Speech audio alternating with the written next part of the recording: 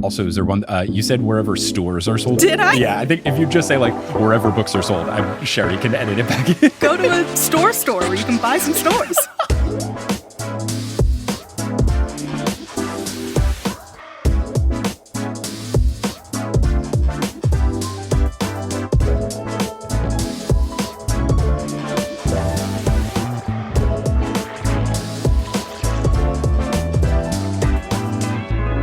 What's good? Thank you so much for tuning in to another episode of the Newest Olympian. My name is Mike Schubert. I'm the titular Newest Olympian. I'm a 30-year-old man who has never read the Percy Jackson books before, but I'm reading them now for the first time as an adult because I'm on a quest to determine if this is a book series that society has been sleeping on. I'm not on this quest alone. I am joined for this very special episode by repeat guest and our Myth Correspondent. It's Dr. Moiya McTier. Dr. Moiya, how is it going? It's going all right. You know, life happens It outside does. of podcasting, but I am very grateful to have podcasting to come to as a distraction from the life happening. As someone who also is in a life happening situation, I agree. It's nice when it's like, you know what? For the next hour and a half, I'm talking to Dr. Moiya about myths, and no one else is allowed to say anything to me. I have my phone set to focus mode, which I've repurposed the driving mode to text anyone instead of driving. Since I live in New York and I don't have a car, it says, I'm podcasting, I'll talk to you later. That's incredible. I want to figure out how to do that. It's very easy. Okay. We can talk after the recording. Or you know what? Just in case anyone wants to know, if you have an iPhone, you have your settings in focus. I believe that you can set the custom message for the driving one to say whatever you want. I think they have some default one, but you can make it say whatever you want. And mine says, hello, I'm currently recording a podcast. I will talk to you afterwards. And that's that. And even with the new iPhone thing, you can like do it from your homepage. So my normal background is Kelly, this artistic rendition of Kelly in the art style of a prayer candle that my friend Gracie Kanan did. Gracie, who also did the Pro Pigeon Podcast TNO shirt, which you can get at thenewestolympian.com/merch. It's very pretty. Gracie's very talented. The one when I'm in work mode is Kelly holding up a bunch of envelopes from when she helps me with Patreon stuff. So when it's in work mode, that's what the phone looks like. So yeah, that has been Apple fun tips from Mike Schubert. Pay me money, Apple. Let's go. Get that sponsorship money. Please, you have so much money. Give some to me, Apple. Let me just hold a couple. They have more money than they need. Yeah, you don't need it all. They don't need that much money. No, give it to me. So we are here to discuss the myths and mythological references and figures and anything in that area that happened in the third book, which is the Titan's Curse. Now, I was very pleasantly surprised the Titan's Curse was actually Atlas and not the skeleton thing. And that's just like a really cool play on words title. I don't know if you remember back to when you first read the book, but did you have any sort of knowledge or guess as to what it was going to be the first time you were reading it? Were you like, ooh, this feels like an Atlas thing? Or at the time you read it, were you not big myth person, Dr. Moiya, that you are now? No, I was still a big myth person. I read them, I think, for the first time in 7th grade after we did the Greek mythology section of history class for some reason. I do think that I knew about Atlas and Cronus and like Prometheus and other titans, but I don't think I had a sense of which titan the curse would be coming from in the book. Gotcha. Yeah, I probably assumed Cronus because he had been mentioned before. Cool. Well, I'm glad that you had a little bit of an inkling, and this one was a really fun book for all of the myth stuff. We have a lot of questions from the two sources that we get questions for these episodes, which is the people in the Olympic court, which is at the highest tier of the Patreon, and also me when I scream out into the ether, hello, Dr. Moiya, help. And then I go back to the transcripts of the episodes and I control F for Dr. Moiya, and then I write down all the questions. Transcripts have so many uses. That's so cool. So smart. It works out. I use it for that, and I will eventually use it when Uncle Rick comes on the pod. I will go back to every transcript and control F for very important questions to ask Rick Riordan because I always talk about it. So let's go into the questions. The first is someone just asked, they want to know, what's up with the constellations and the myths behind them? We have the very sad Zoe passing away but becoming a constellation scene. Yeah. Is that rooted in Greek mythology? Yes, absolutely. And Mike, I am going to try my best not to just talk about the mythology of constellations for the whole episode. Because if there is completely your brand. It really is. It's like the perfect intersection of what I do. I have even made an episode of Fate and Fabled, the mythology show I host for PBS, about the mythology of constellations. So I won't cover everything here, but you can go look at that episode if you are interested in hearing more. The like shorter version is, yes, they absolutely have a precedent in Greek mythology for turning people from the real world into constellations. To the ancient Greeks, the constellations were known as katasterismoi or katasterismi, and that means like placing by the gods or messages from the gods, because in their mythology, the constellations were intentionally put into the sky by different celestial or godly figures to teach lessons to humans. And so you see examples of Orion the hunter being a real person in Greek mythology. He was a giant who then was turned into a constellation after he died. Interestingly, though, these constellations don't just appear out of nowhere. The Greeks adopted them mostly from like Egyptian and Babylonian mythology. So if you look at constellations that we still have today, because we have really just stuck with Greek constellation stuff into modern day astronomy, the constellations of the crab and the bull and the twins, those are old Babylonian constellations that Greek people put their own stories and spins on to make the lessons in these stars more relevant to the Greek people. Whoa. Okay. First, I have realized by accident, but I guess by destiny, I am wearing a sweater with a little Saturn knitted in Saturn on it. So that was just a destiny fashion choice. But my second question, is there a reason why constellations are Greek, but then planets are more Roman? Is there a reason why that split happened? Oh, great question.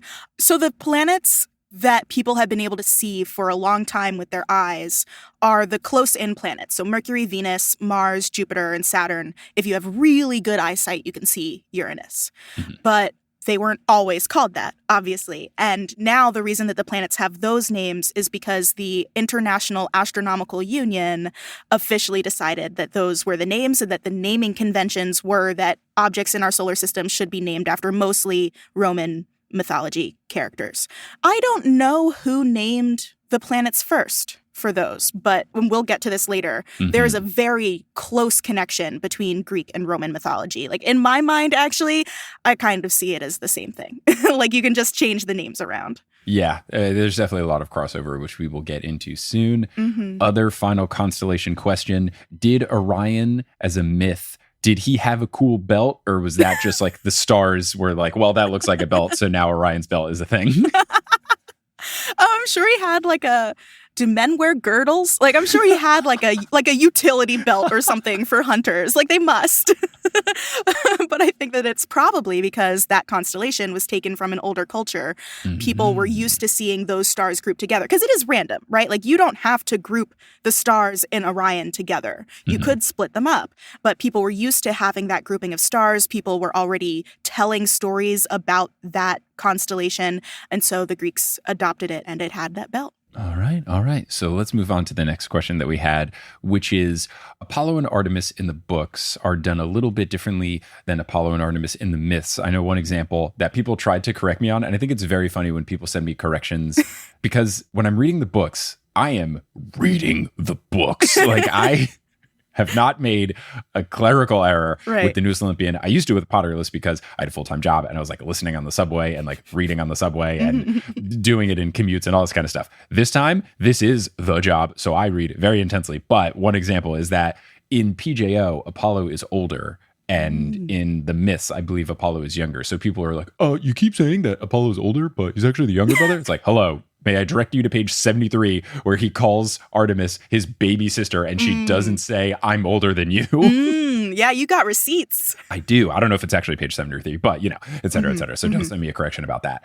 But did you know of any differences between their myth representation versus their PJO Book 3 representation? This is tricky because we don't get a very good look at who the gods are. They're like larger than life figures. So they have some traits, like Apollo is typically considered like a calm, level-headed, rational god. Artemis is often depicted as being more vengeful because she wants to take care of maidens and virgins, which has had different meanings throughout time. So we don't have to assign our modern meaning of virginity onto that.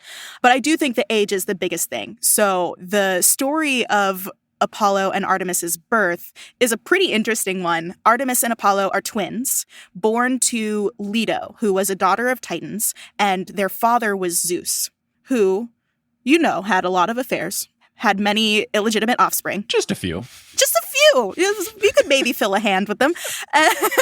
And in classic Greek mythology fashion, Hera was upset about Zeus's philandering. And so she cursed Leto, saying that she couldn't give birth on land. So Zeus had to conjure an island called Delos for Leto to give birth on. She first gave birth to Artemis, who then, as like a newborn creature, turned around and helped her mother birth Apollo. And so in doing that, she became kind of a patron goddess of children and birth, which is really nice. That's and like fun. midwifery. Yeah. So in most of the stories, Apollo is younger, but not in all of them. Got it. Yeah. I believe for some of the folks who did reach out, they said, I know that she is older because she helped with Apollo's birth. Mm-hmm. But that's really cool. What a fun story there. So yeah, shout out. I love stories where there's a curse so that someone can't do something like in a certain place. Like there are lots of curses about like you can't do this thing on land or on sea, or you can only do it in this impossible place that doesn't exist, and then they use magic to make that loophole a reality, like Zeus conjuring the island. I really like stuff like that. Yeah. Getting around technicalities, a key component to various curses and myths and prophecies in the Greek world. For sure. Now, we had loads of people wanting to know this.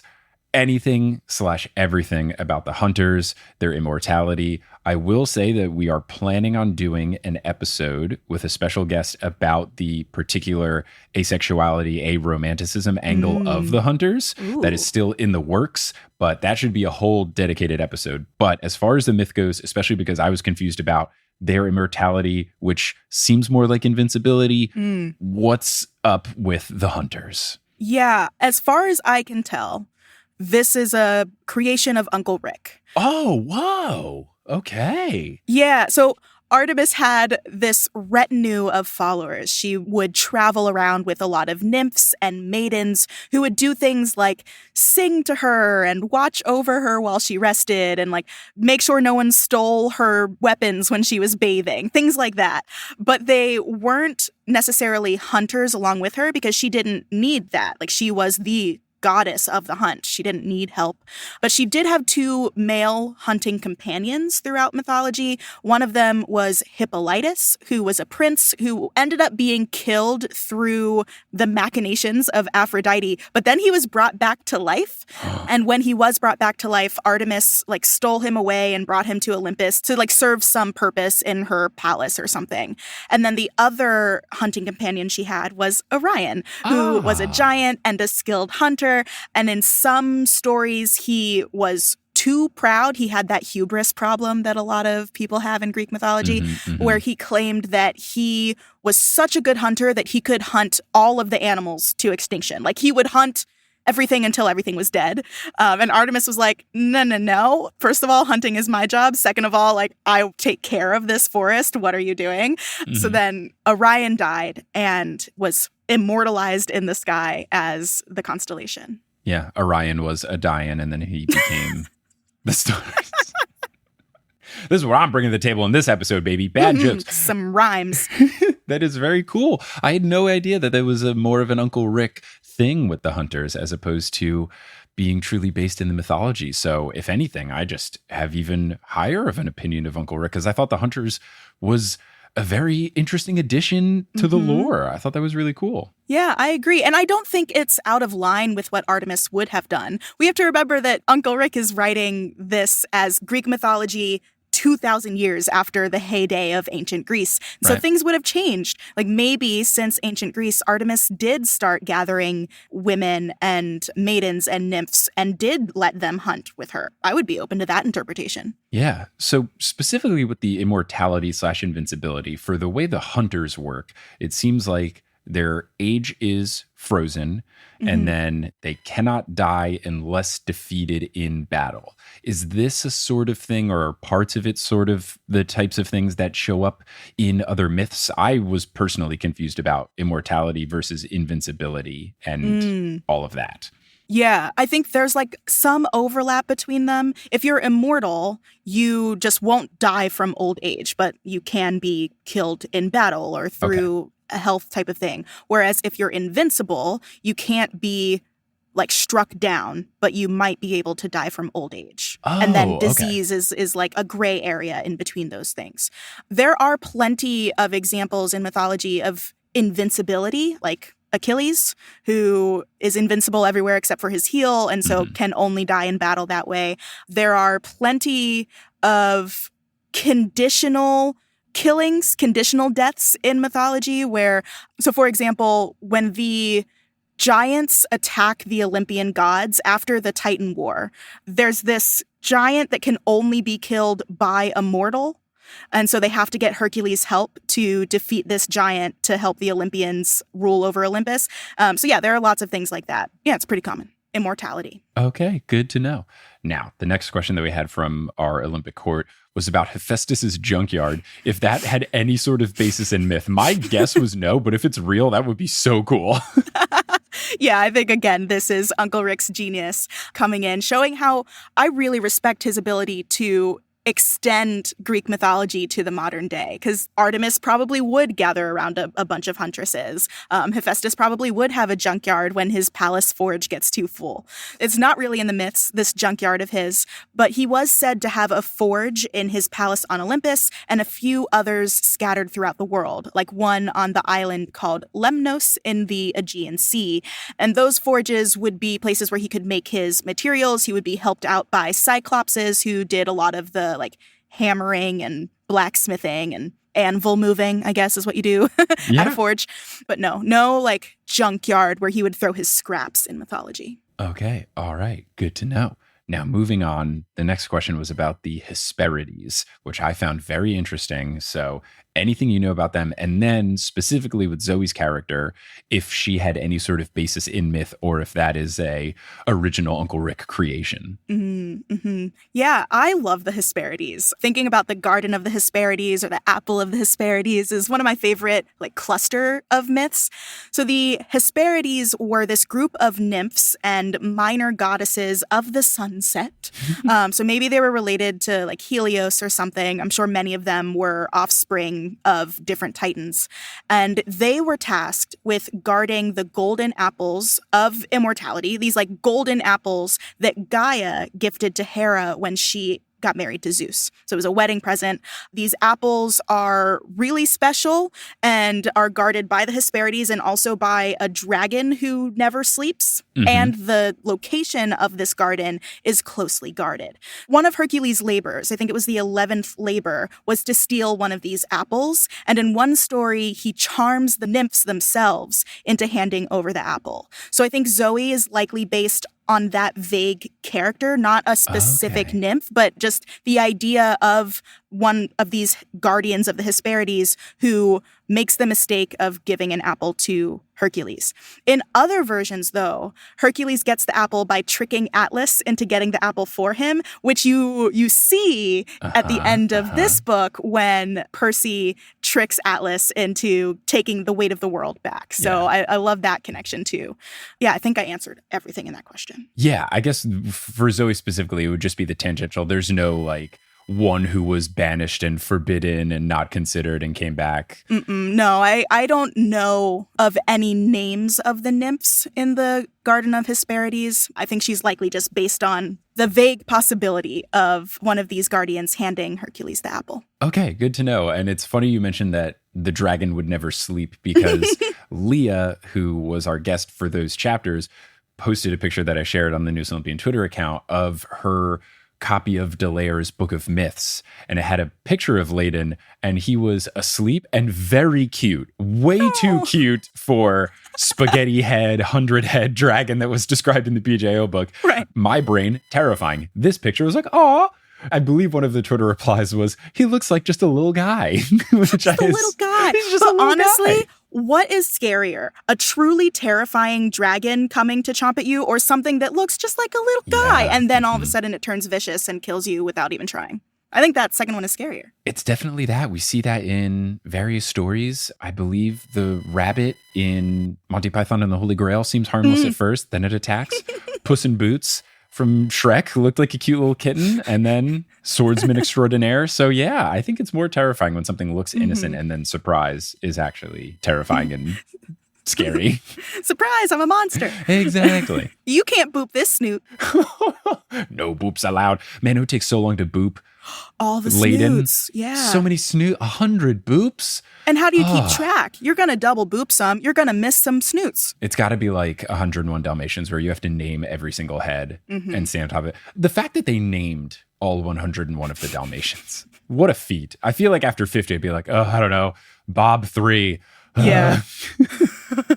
I would just start rearranging the letters or Ooh. Alpha, but then change the last vowel. Alfie, Alphi, Alpho. That's how I would do it. I was a baseball umpire for many a year as like a teen job. I started when I was in 6th grade or 7th grade, and then I kept doing it through high school before I started working at Papado Seafood Kitchen. And there was an era of time where I was in high school and these kids were like 8 or 9, where every white kid name ended in Aiden, so like Aden, and I'm not kidding. It was any possible combination of consonants at the beginning. I had Braden, Jaden.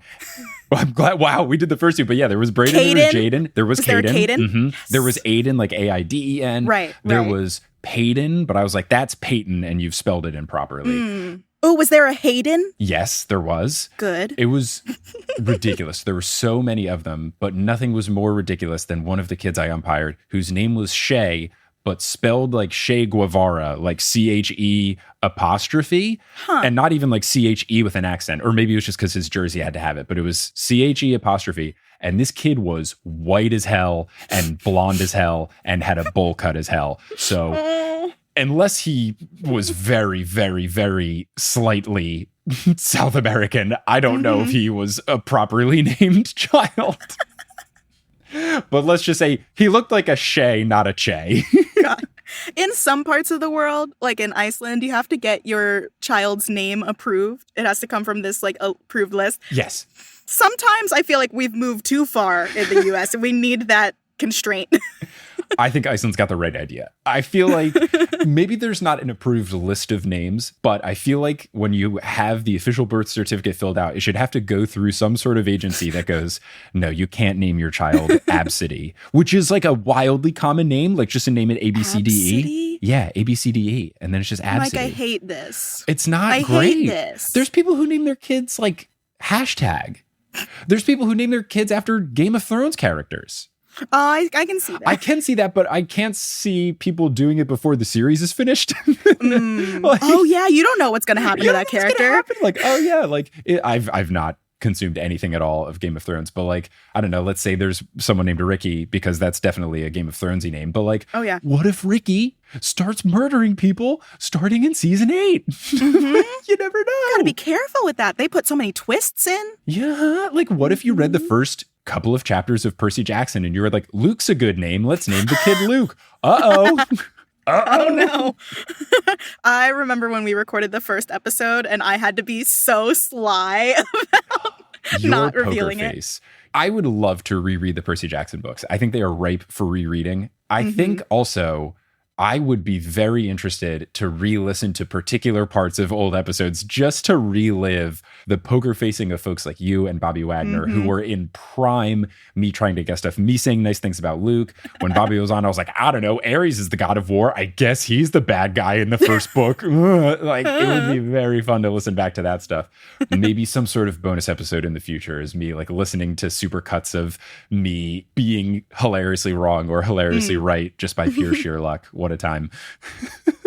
Okay, so let's get back to the myth questions. There's a point in the book when Bianca talks to Nico, and Bianca says that people trying to jump them in the sea makes sense. And Nico agrees, and then he recalls a time when they had a bus driver with ram's horns. Is that any sort of like reference to someone, or is it just like a vague like Greeky thing where sometimes people have ram's horns? Yeah, again, I could be wrong, but I couldn't think of anything specific because there are so many creatures that have horns. Okay. Fawns have ram's horns, so like, you know, maybe it was Pan. Probably it wasn't Pan. Like minotaurs have bull horns. I don't know how reliable Nico is at identifying different animal horns. True, yes. but no, I think it is a vague, oh, if that thing has horns, like it's a Greek mythology character or creature. Got it. The other thing this could be, and I'm glad we didn't get too deep into this question, it could be something that comes up later in the plot when we figure out what's going on with Bianca and Nico. So I didn't want to pry too much, but I didn't know if it was... Well, I don't know what's going on. What's happening there? Yeah, I just didn't know if it was one of those sly references where they're like, oh, Ramhorn bus driver, that's because of so-and-so who like drove the transportation thing, blah, blah, blah. So, okay. Just a little check-in there. Speaking of little check-ins, is Apollo in haikus in this book just because he's the god of poetry, or is there any sort of basis beyond that? Yes, it is just because he's the god of poetry. And I think that Uncle Rick probably picked haikus because for the audience age range that he's dealing with, the haiku is the most recognizable form of poetry. Yeah. So it would be undeniable that Apollo was speaking poetry. And then I just wanted to know if the time would match up. Like, I wanted to know how old haikus were.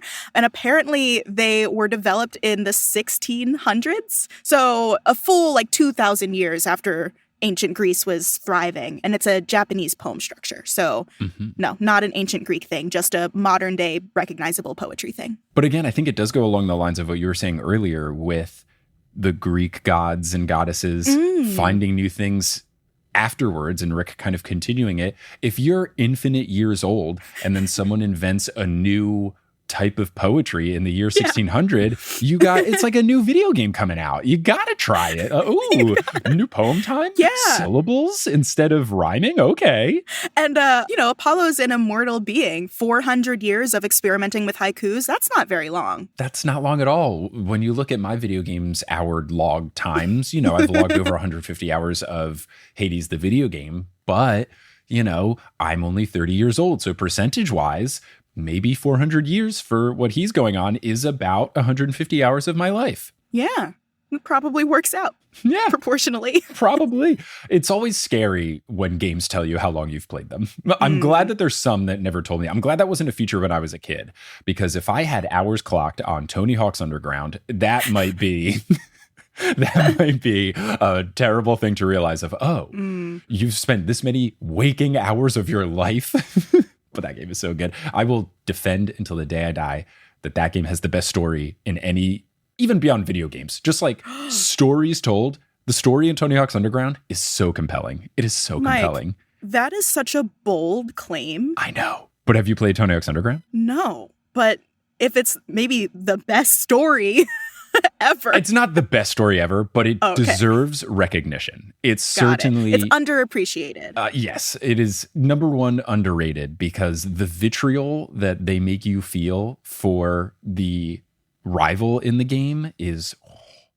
I've never been so angry at anyone as I was as the rival in Tony Hawk's Underground. Real or fictional. My hatred for your rival. It's intense. It's very intense. Now, naturally, this is where we're going to take the myth roll break instead of the mid-roll break, the specially named one just for these episodes, where we'll talk about fun stuff going on. And then we'll get back for more myth questions with Dr. Moiya. Before we take that break real quick, just because I know sometimes people skip the mid-roll break, but I wanted to make sure everyone heard this. In the last episode of TNO, I unknowingly used a term that is outdated and racist and problematic. I said Eskimo when the more correct term would have been Inuit. I had no idea that Eskimo was a term that the colonizers put on the Inuit people, and it actually has bad connotations because it roughly translates to raw meat eater, and there's all sorts of problems that I was completely unaware of, but thankfully some folks reached out to me to let me know, so just wanted to apologize. Never going to use that again. And now we can move on to the myth roll break.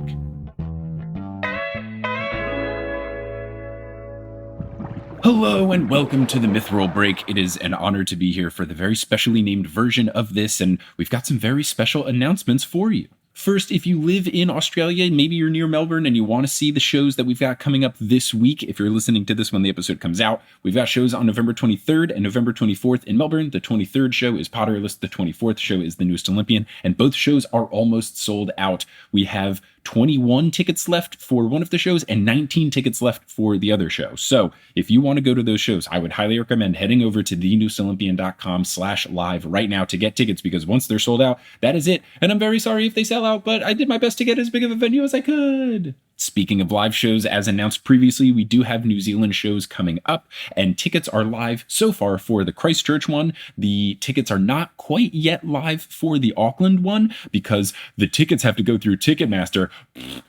Taylor Swift stuff, am I right? But the Christchurch tickets are live right now. That show is going to be on December 3rd. You can get tickets at thenewsolympian.com/live. That's also where you will be able to get tickets for the Auckland show on December 17th, but that ticket link is not active quite yet. So you can either keep checking back or follow us on social media. We're at Newest Olympian on Twitter and Instagram. Once those Auckland tickets are live, I'll make a whole big announcement about it. Also, if you're coming to any of these shows and you want to know what portion of the books we are covering before the show begins so you know what to read, following us on social media is also the best play, because a couple of days before the show, I'll usually make some sort of announcement of it'll be about these chapters. So head on over to @NewestOlympian on Twitter or Instagram so you know exactly what to prep before coming to the show. Also, less of an announcement, more of just a funny thing that happened in this episode. I recorded this one before the episode with Jania went live, where I made a joke about Orion's belt, and a lot of people thought, wait a second, does Mike not know that Orion is more than the belt? So this episode has proof that I do know what Orion is. Hooray, look at me go! And finally, later in this episode, at the very end, I'll say either the next episode is going to be about the first chapter of book 4, or it's about Artemis and the hunters and how they can be viewed in an asexual and/or a romantic lens.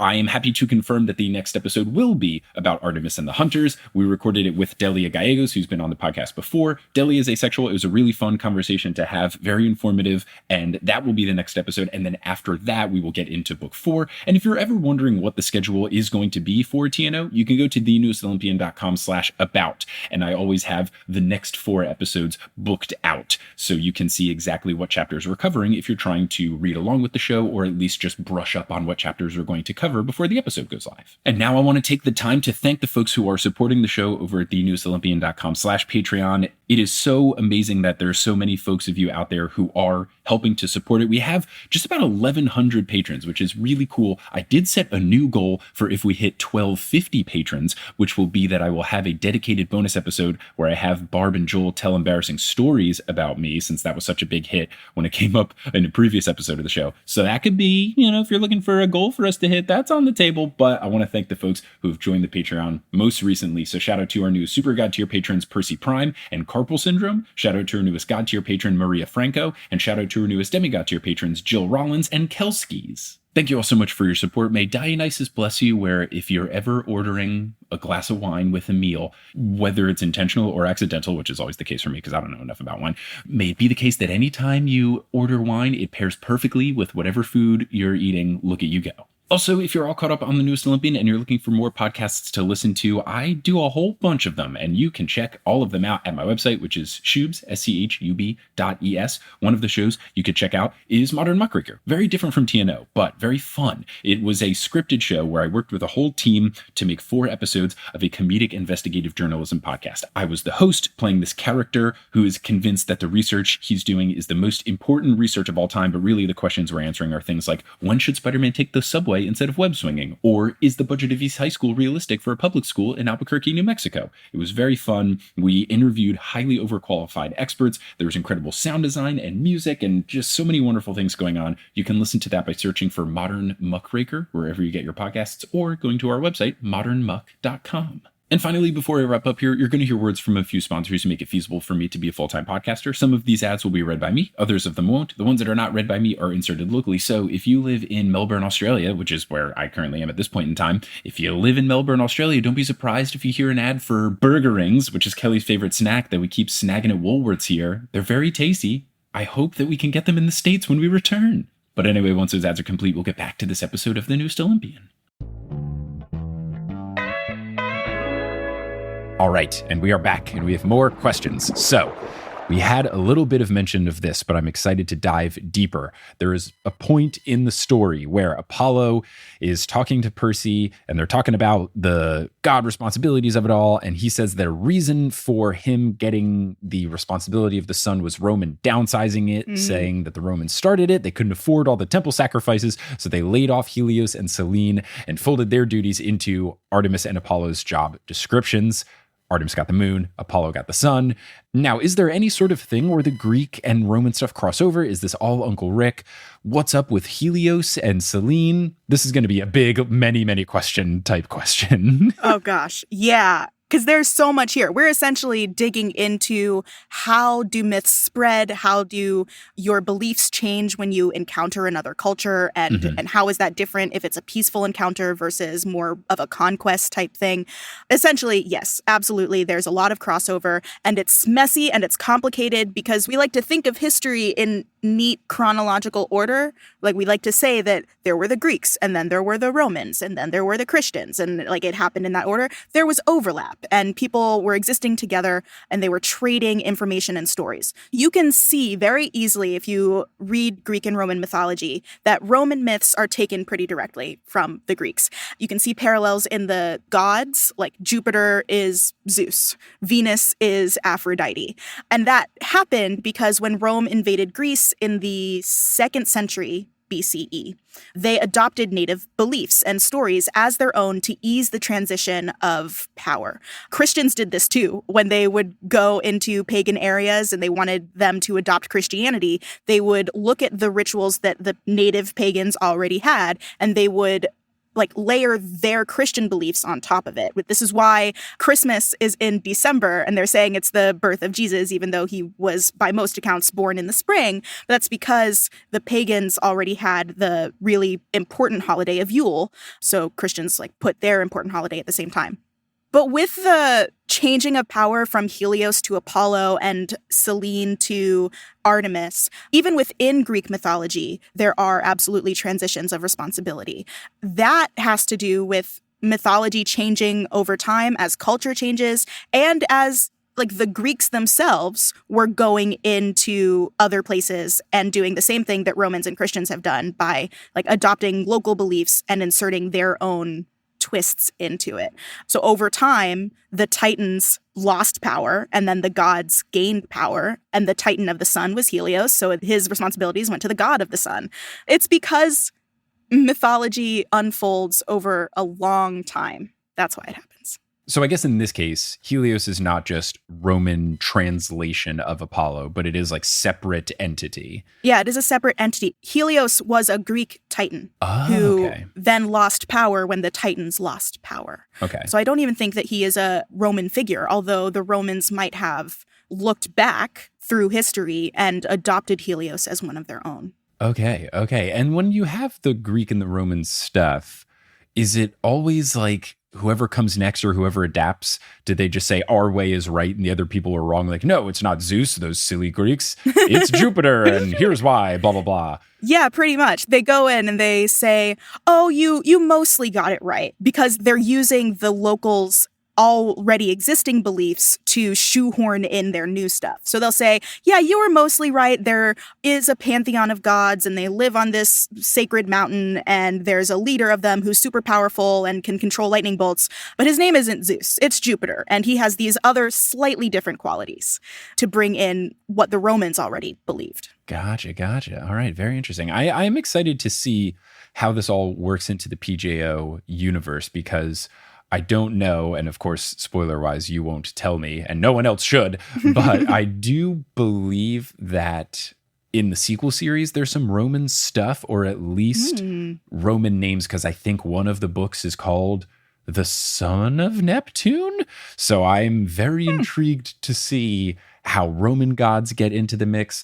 I also believe that there's something that involves Norse gods, but I don't know if it's that or later. Ooh. I also know the Kane Chronicles, I want to say is got Egyptian stuff too, or at least one of the books is called the Red Pyramid, but I also am confused if the Kane Chronicles are in the same universe. I don't know what's going on, and I think that's where the podcast is the most fun, but this is all just to say I am intrigued, and we got a little taste of it in this book, and I wonder if that'll become a bigger plot point either later in this series or in a sequel / spin-off series. I love when different mythologies interact. The stories you get when you have Norse gods interacting with Egyptian, interacting with Roman, it's fascinating because so many of these gods have power over similar domains. There is often a god of thunder. There's often a deity of love or a deity of war. And you can have these same deities from different cultures interacting. And I think there should be more stories about that. That's my soapbox for the day. I like it. I like it a lot. And I'm very excited for inevitably when I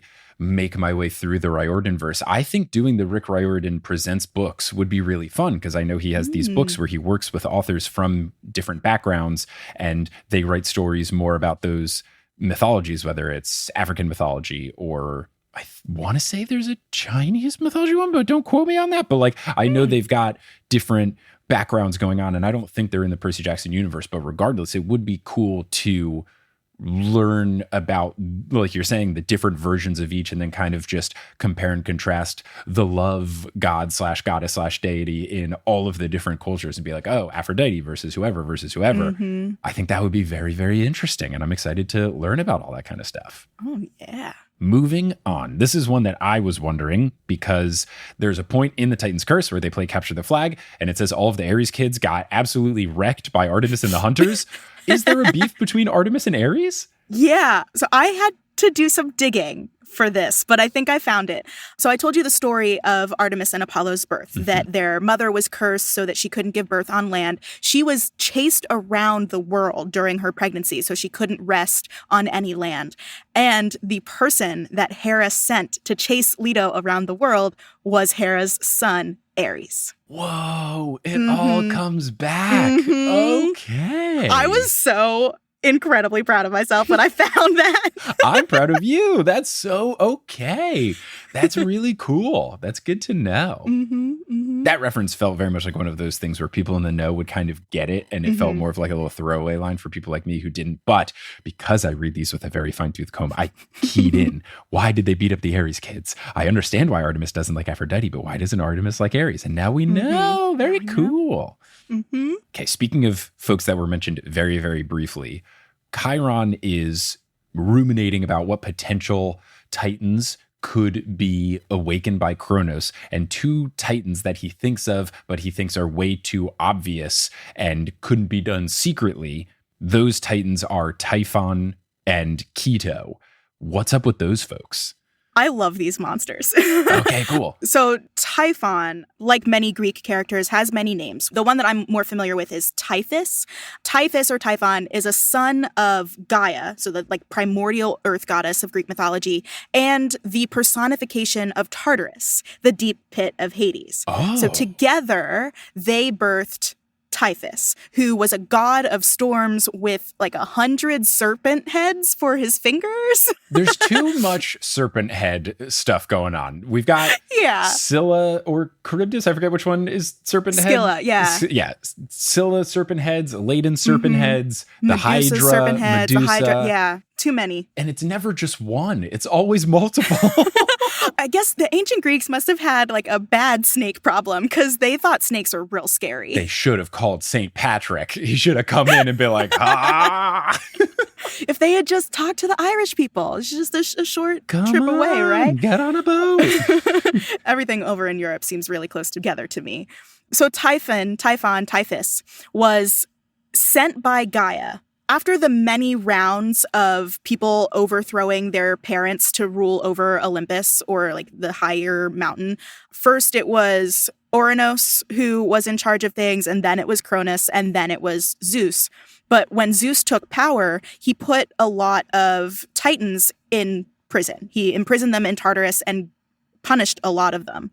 Gaia didn't like that because the Titans were her children. She, over and over again, really punished people for punishing her children. Even though everyone is her offspring, it's interesting. So Gaia, after the Titanomachy, after the war between the Titans and the Olympians, and even after the Giantomachy, where Gaia sent her giant offspring to fight the Olympians, her last-ditch effort to overthrow Zeus was Typhus, who was eventually defeated by Zeus with his lightning bolt. So then Typhon was sent to the pits of Tartarus. So he just got to spend some time with his dad, which is nice. Sure. And Keto is another child of Gaia with like an ocean or sea spirit type thing. Keto controlled all the dangers of the sea and was said to be the mother to many sea monsters. So I think when Chiron is saying that these two figures are too obvious, it's because Typhus, at least, was like the last being to fight Zeus for control of power and is widely regarded as one of the scariest monsters in Greek mythology. And so that would be very obvious because it would just be super noticeable if this big scary monster thing came out of Tartarus. And the same for Keto, because the seas are everywhere. So if you're rising the seas and bringing the sea onto your side, that would be very noticeable. Not sly, not sneaky. No. Okay. I'm very surprised because in my brain, Typhon sounds like typhoon, and I would have guessed that they were the water one. And keto, the only thing I could think of was the ketogenic diet. And I was like, is it a titan of high fat, decently high protein, low carb diets? It's a butter monster.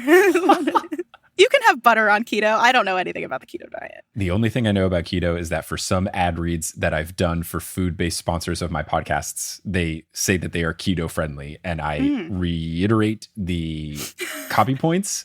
I do not know what it means. I have never done any sort of specific diet like that before. So if keto works for you, enjoy. If not, I am not advertising it. Right. Unless the Keto Union wants to sponsor the show. Come on, hit me up. Email thenewsolympian@gmail.com. We can talk sponsorships. Fantastic. Yes. I wish you the best of luck with your keto diet-based sponsorships. Mm-hmm. And then I'll reach out to all the other diets. I'll email Stephen Atkins and all the other folks and say, hey, you want to one-up this offer? And you could become the official diet of that would be messy. I don't need to tell people how to eat. Let's move on. The Ophiotaurus. Interesting, adorable, important to the plot, which I did not see coming. Is this something that has roots in mythology where there is a monster that if you kill it, you become more powerful than the gods? Yes, absolutely. The Ophiotaurus Bessie is based off of a real creature from Greek mythology. I think we don't have many references to this creature. What we know about it comes from a little, almost like throwaway line from one of Ovid's texts. But the Ophiotaurus is half serpent, half bull. So like Ophio, that prefix means serpent, and taurus means bull. According to this little section from Ovid, anyone who slew the Ophiotaurus and then burned its insides would be able to use those ashes to somehow defeat the gods. It's not very clear to me. But in the first Titan war against the Olympians, the Titanomachy, when Zeus was overthrowing his father, Cronus, a giant found the Ophiotaurus and killed it, but Zeus somehow used a hawk or some type of kite maybe to spirit away the remains so that they couldn't be used against the gods. Legend says that the creature was immortalized in the stars as the constellation Taurus. Ah, okay. The Taurus element makes sense with the whole half serpent, half cow. Actually, Bessie's not a girl, Bessie's a boy. Because bull and not cow. So I get that. I also am imagining a world where someone just back in time was hunting the Ophiotaurus just for food. And then they took the insides and started to cook them because they like tripe or something. And then all of a sudden they are more powerful than the gods. I was just trying to have some dinner. It is unclear to me if there is just one Ophiotaurus or if it's like a type of creature of which there are many. Yeah. My gut tells me that there's just one. Me too, because in the book they keep calling it the and not a. Yeah, I mean, if there's something that is so dangerous to the gods, it should be a very rare creature. Yeah, for sure. Okay. Now, the next one is a quote from Percy Jackson from the snowboarding chapter where Percy says, quote, "I racked my brain trying to remember the myth of the boar. I was pretty sure Hercules had fought this thing once, but I couldn't remember how he'd beaten it. I had a vague memory of the boar plowing down several Greek cities before Hercules managed to subdue it. I hoped Cloudcroft was insured against wild boar attacks." So this was the Erymanthean boar. Is Percy's story accurate? Okay, cool. Yeah, I am proud of Percy for knowing this much about Greek myths and Hercules Labors. So the Erymanthean boar was Hercules' fourth labor, fourth of 12. He was told to bring the boar to King Eurystheus, who was the one who tasked Hercules with his labors. But the king wanted the boar alive, which is a big deal because this is a dangerous creature. It's going around killing a lot of people, endangering towns, and he wants it alive. So Hercules couldn't kill it, couldn't maim it. What he ended up doing after chasing it through mountains and snowy tundras was just capturing it in a net. He captured it in a big old net and then carried it back to King Eurystheus. Incredible. Just a question I have about Hercules and the labors. When the king assigned him the labors, what was the end goal there? Was there a, if you do the labors, then this happens situation? It was kind of to help Hercules atone for murdering his family when he was sent into a fit of madness by Hera. Which is, it's not even his fault that he killed his family. But he did, and then he felt really bad. And there's a gap here between like Hercules feeling bad and this king taking advantage of that. And I think the story is that the king threatened to like tell people about Hercules murdering his family or something along those lines. Okay. There was no real prize at the end of it except for Hercules feeling less guilty. All right. Well, hey, sometimes you got to do that to make it up to folks when you feel bad, and sometimes you got to catch giant boars and giant nets. Yeah. Also, but like the things that Hercules does for these labors, most of them aren't helping people. Like, yes, he is capturing and killing monsters that are ravaging towns, but also he's like stealing these special apples. Right. And like cleaning out some stables. It's not like most of these are not for the good of the people. I don't know how good they are at atoning him then. So the next question, Mount Othrys. Is that an established thing? I had never heard of it before, but it sounds cool as like the anti-Olympus. Yeah, that's exactly what it is. It's a mountain in a range in central Greece. So it's a real mountain. It's about like 100 kilometers from Mount Olympus. It might be 100 miles. Who's to say? Similar. Who's to say? Also, like, I'm an astronomer. 100 miles to 100 kilometers, that is the same thing on galactic scales. It's just like the gods with 400 years. It's nothing. It's nothing. So the Mount Othrys was the base for the Titans during that 10-year-long war against the Olympian gods. In some legends, it's said that Mount Othrys was the birthplace of the older gods, the like direct offspring of Cronus, like Poseidon and Hades and Hera. Because Hera and Zeus are siblings.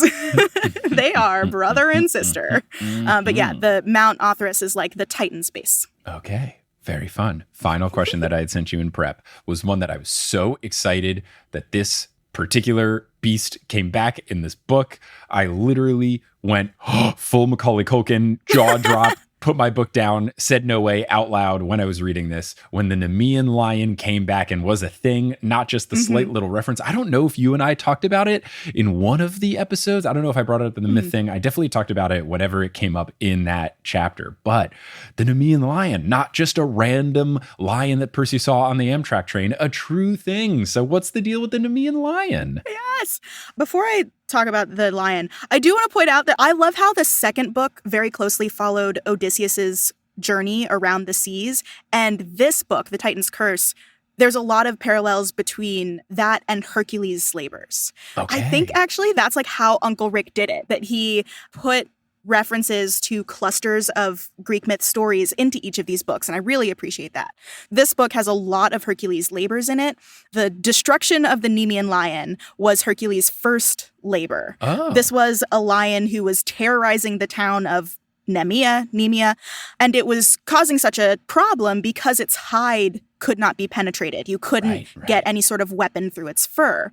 So Hercules was sent, couldn't use any of his weapons. What he ended up doing was wrestling with this lion in a cave and choking it out until it died. And then once it was dead, he skinned it and turned its hide into a cape that he wore around.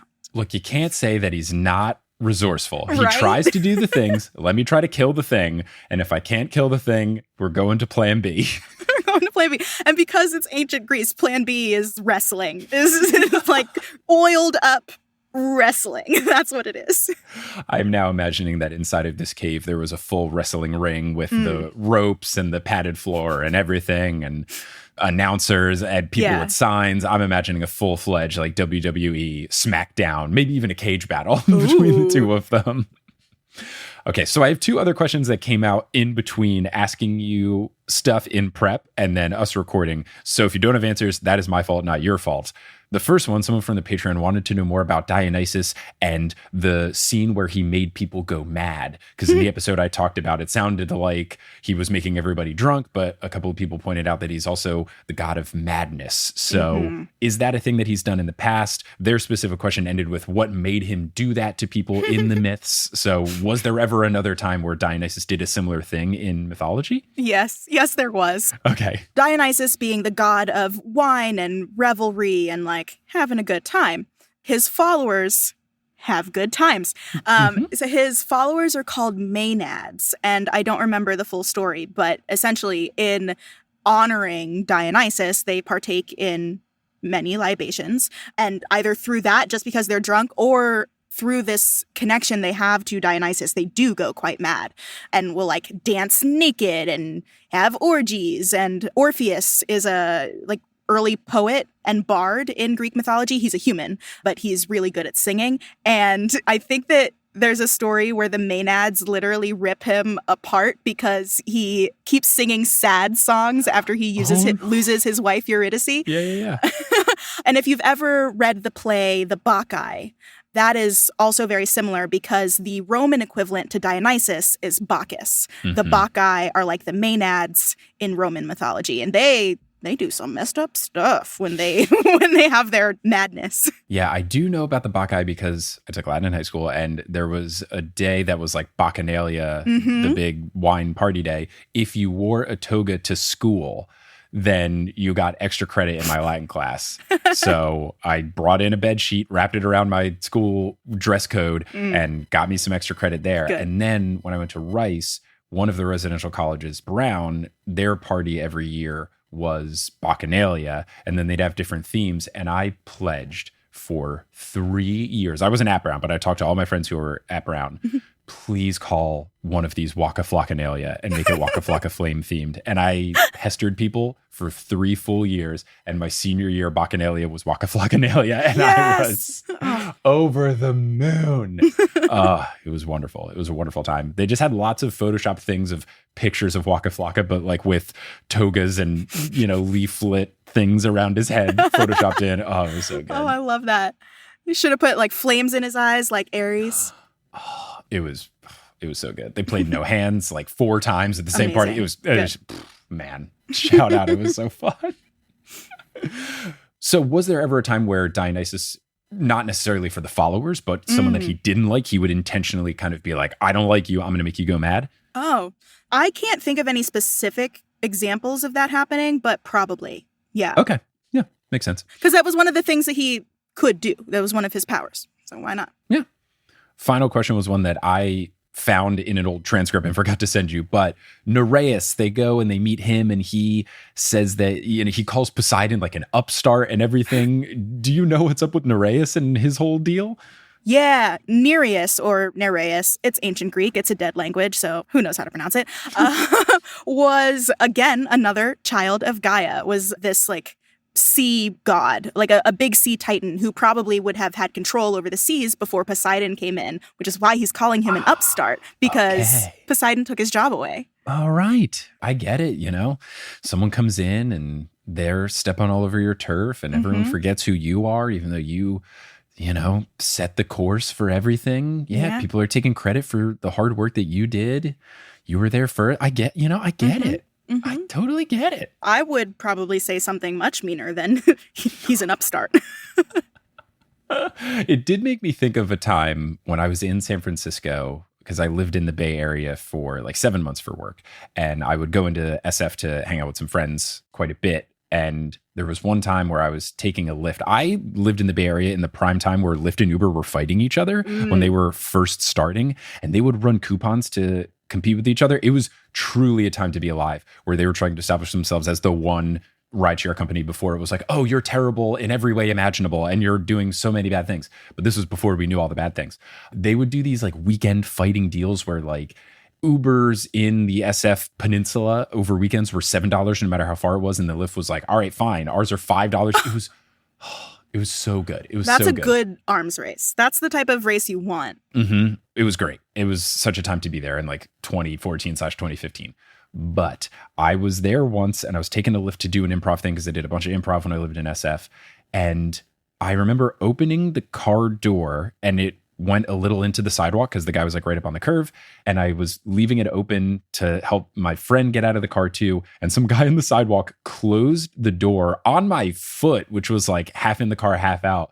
It was this grumpy old dude. And he said, "This isn't your effing startup," and then kept going. And I was twofold offended because I was not a tech guy. At this point in time, I was an engineer. So I was like, "How dare you, sir?" And second, I was wearing cute clothes. I looked great. And the standard San Francisco tech person wears a free t-shirt from some sort of recruiting thing and a free zip-up hoodie from whatever their job is, and then jeans and Converses. And I was like, "How dare you, sir, associate me with the terrible fashion of San Francisco tech guy?" Not that they're all bad, but the run of the mill, so that he would assume it.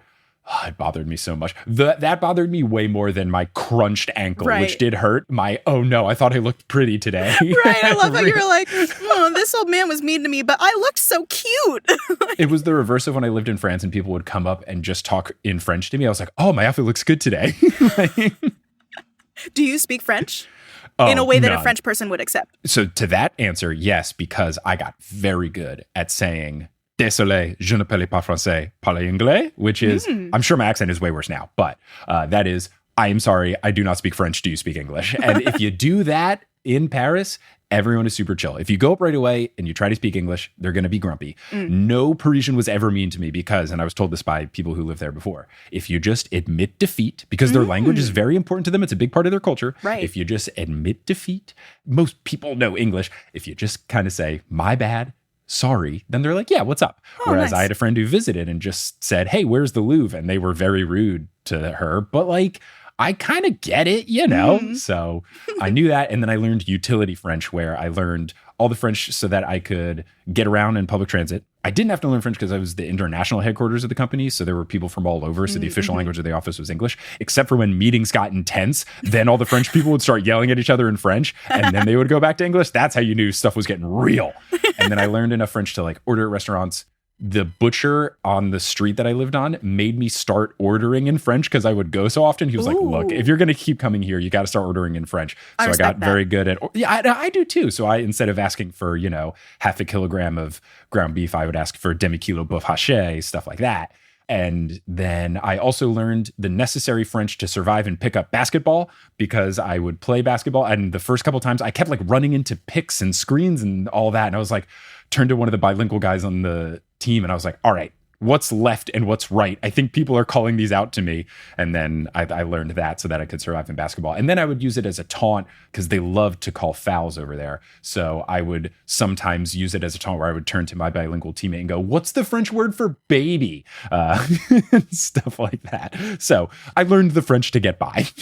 I don't know any French. None of it. None French. And you know what? That's okay. Kelly and her friends were very disappointed because when I was in my final month, so I'd been in France for 5 months. That was their first month of their study abroad grad school thing. And we had done a trip together and we were trying to check into our Airbnb and the host didn't speak any English. And Sean, who had the international phone plan, handed me the phone so I could talk to her. And I was like, "I don't speak French." And he was very disappointed that I lived in France for 5 months and didn't speak French. I didn't have the time, and the official language of my office was English. Yeah. And then all of my hobbies, I did like English speaking stand-up and stuff. So apologies. If she wanted to talk about basketball, I could have told her key phrases. Or if we wanted to talk about ordering meat from a butcher, I could have done that too. She just wanted to say things about where the key was, and I had never had that conversation in French, so my apologies. Not relevant to your life in France, I guess. We did have a fun time talking to her, trying to ask if there were more blankets. Sean held up a towel, like a bath towel, but then rubbed it on his face like it was soft. And that got the translation across. And she opened a closet that had extra blankets in it. Wow. Resourceful. It's amazing how we can communicate with each other even across language barriers.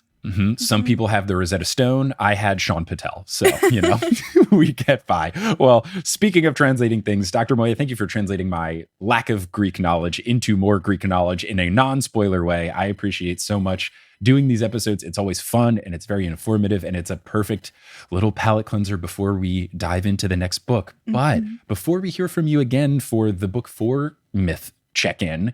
If people want to find you doing stuff, where can they find you? You're doing so many things, so there's so many ways for people to find you. Yeah, I do things. You can see me and hear me across various platforms. The easiest way to find all of my stuff is to follow me on social media at GoAstroMo or to check my website, MoiyaMcTier.com. But I host the podcast Exolore, which is all about world building. That's EXOLORE.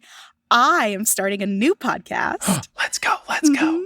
All about space called Pale Blue Pod, and it's a show for people who are kind of afraid of and intimidated by space, trying to make you feel closer to the universe around us. I just wrote a book about space called The Milky Way, an autobiography of our galaxy. It also includes some myths, so go check that out. It's available wherever books are sold, or audiobook. I read that too. This is a long list by this point, but I also host a show called Fate and Fabled for PBS on YouTube, all about world mythology. So go check out the Constellations episode we did. And I did an episode about Gaia. So you can learn all about Gaia and her children, including Typhus or Typhon, and how the balance of power shifted throughout the Greek mythology timeline. I hope people check out those videos. I cannot wait to check out the book, specifically because I am moving around. I was in the interest of not buying more books so that I didn't have more things to move, but very high on the things to purchase once we get a new apartment is The Milky Way by Dr. Moiya McTier, and then I will proudly put it on our new bookshelf. But I didn't want to add even more weight to our U-Haul, which was not fun to drive in New York City. Did you know you can't drive U-Hauls on certain highways, but there's no way on Google Maps to say, hello, please? Like, they have all those different settings of like avoid tolls. Yeah. None of them are, I'm driving a commercial vehicle, which if there's not an app already, there should be one for That's that. an idea. Yeah. U-Haul had like a map that we were referencing, but it was also semi-inaccurate and not interactive. There should be an app for, hello, I'm driving a U-Haul, where can I legally drive? Because there were lots of highways that we didn't get to do, and it added a lot of time. And we tried to get the U-Haul back by 9 p.m. because Manhattan is the only place that doesn't have after-hour U-Haul drop-offs, and we got there at 9:04. No! Yeah. Did they charge you an extra day? I'd have to look back. I don't know if they actually charged me the extra day, but I did have to street park it, and I had to parallel park a U-Haul, which I did. Wow. At that moment, I became a father. Like, I now know how to change oil in cars. I was better at puns. I own a pair of flip-flops now. I wear them with that jeans. You wear with socks. I don't. I've not gone that far into dad, but I felt very proud of myself for parallel parking a big U-Haul. Not even the smallest one. It was the 15-foot one. So like, pretty good that's stuff. very impressive. I'm impressed. Anyway, app developers, hit me up. We'll make the Where Can My U-Haul Go app, and we'll make dozens of dollars. Anyway, Dr. Moiya, thank you so much for joining. Listeners, thank you so much for listening. And until our next episode, where we will either be talking about Artemis and the Hunters and asexuality / aromanticism, or chapter 1 of book 4, depending on how recording of that goes / scheduling / everything else that's going on in our lives and my guest's life, who is the potential guest, is going to be very busy until whatever the next episode of TNO is. I'll see you later.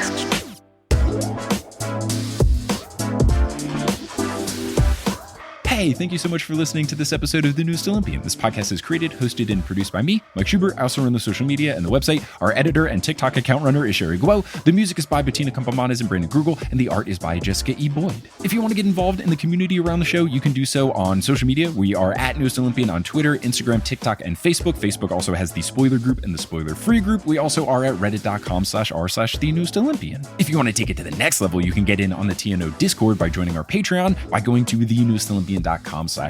Speaking of that Patreon, that's where bonus content lives. If you're looking for more TNO content, bonus episodes, director's commentary, monthly live streams, those all live there. And speaking of that Patreon, I want to give a huge shout out to our producer level patrons: Lotta Bartova, Kelsey Gillespie, The Damn Steam Nuggets, Emma Cooey, Vicky Garcia, Ellie Hoskovchova, Veronica Bartova, Haley Hastings, Robin Garcia, Frida Vikstrom, Megan Moon, Tuff Bayfong, Olivia Y, Craig McRoberts, Taylor Payne, Giselle Salvador, Peter Johnson the Twin, Sabrina Balsiger, Boney Pony, Heather McMillan, Casey Williams, Polly Burridge, Nikki Harris, Tatiana Schmidt, Sandra Rose, Bridget Lowry, Josh Sayre, Josh Wilkie, Abby Ryan, Wise Girl, Ashton Gabrielson, Marco Redhouse, Falcon, Joey James, Christopher William Boucher, Lux, Caden Mack, Sam Reeby, Carly Allen, Riley Kiedis, Mary Kelly, Audra, McKenzie, Mrs. O'Leary, Aaron Wood, Rodith Kalna, Milo Kim, Fred Cabras, Harlan Christ, CC Reeds 23, Sandkopf, Julia Kendall, Emil Oskar Thomason, Noah Bungard, Liz Cardigan, Shatzabobs, Michelle Spurgeon, Zachary Hamilton, Ginger Spursboy, Rachel Bernatowicz, Sarah Neal, Ricky, and Francesca Pacheco. If you want to help out the show in a non-monetary way, spreading it via word of mouth is essential to the podcast's growth. If you think of someone that would like the show, you could reach out to them directly, say, hey, there's this podcast. You love Percy Jackson, listen to it. Or you've been looking for an excuse to read the Percy Jackson books. Here's a digital book club. Or you could post about the show on social media, or leave it a rating and review on whatever podcasting app you're using. All of these things really do help, and I appreciate all of you who have done it in the past or will do it in the future. But I'm just so thankful that you listened to this episode, and I hope you tuned into our next episode, which is another special In Between Books episode. We'll be joined by Delia Gallegos in order to discuss Artemis and the Hunters and how they fit in the aromantic and asexual spectrums. But until then, I'll see you later.